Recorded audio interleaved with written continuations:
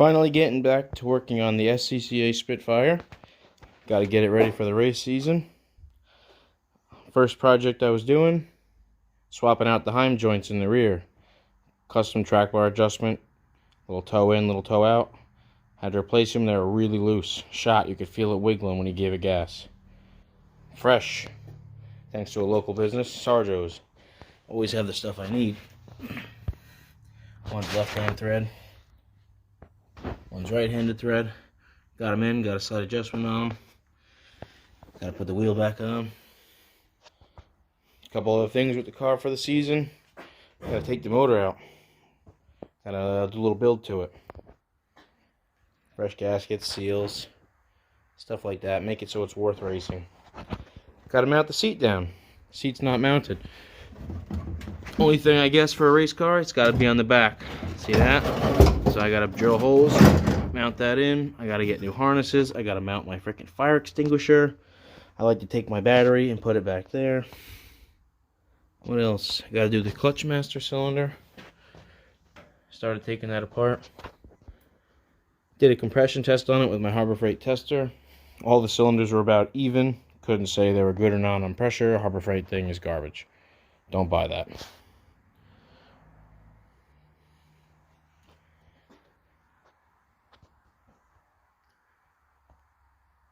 Going to replace this old stock distributor.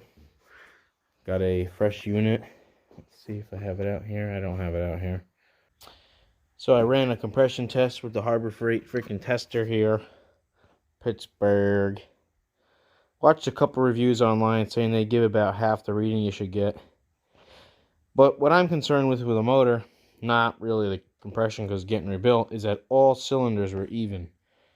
And when I did that, all came back at 60 pretty quick. I read online that half, so that means 120. 120 is not bad for a motor from 72. Can't complain.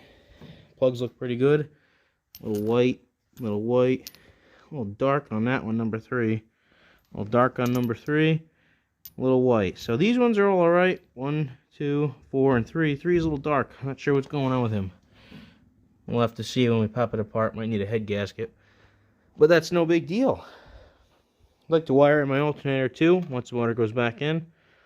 Figured out that the alternator comes with the regulator, so I don't have to wire all that up. I can just wire the alternator to the battery with a little toggle switch. If I want to turn it on and off, really don't need to, could just leave it on. No big deal.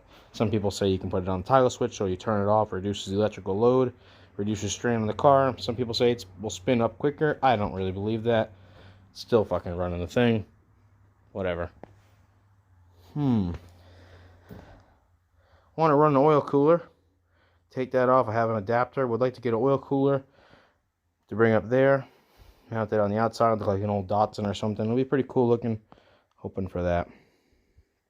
Started taking the clutch out. Master, say clutch master. Not that hard.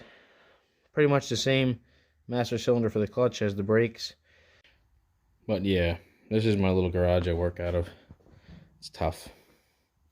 It's basically a shed with a door for a car cut in it. Anything bigger than this doesn't fit. Got my dirt bike, street bike, bunch of Z parts, LS, RC cars. So much stuff. Extra race tires. I built all the shelves, lights. Does what it's got to do. Got her back on the ground. Give it a little bit extra of alignment. We took the, usually it's like straight a little in. I gave it a kick out just to help with cornering. We'll see how it does in autocross. If I don't like it, I can always adjust it right there on the track. It's not very hard. Next up, pull the motor out. And then, once we get it back in, I have that along with a distributor made by the same company. Should be sweet. As you can see, it has a double master setup, one for the front, one for the rear. Stock is not. It is just a single with a dual feed. So this has a brake bias. Kind of ghetto, but it's from the 70s. Pretty cool. It works. Pretty cool. But this is pretty much why we're going to be taking the engine out of the car. It runs. I drove it. It feels alright. It sounds pretty good. But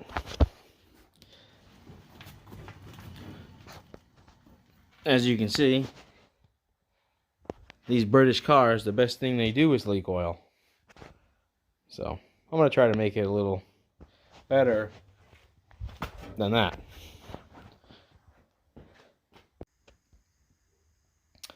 Just a couple hours later, Spitfire motor removed. Not too big of a job. Clutch line, shift linkage, tray mount, drive shaft, what else? Front motor mounts, coil, exhaust, starter, oil line, carburetor. Not that hard. 2 hours later, she's out. That's what it looks like. You can see down there. It's my little exhaust I made. She's gonna get a nice freshen up. Needs tie rods. Gonna do the tie rods. Might do some brakes.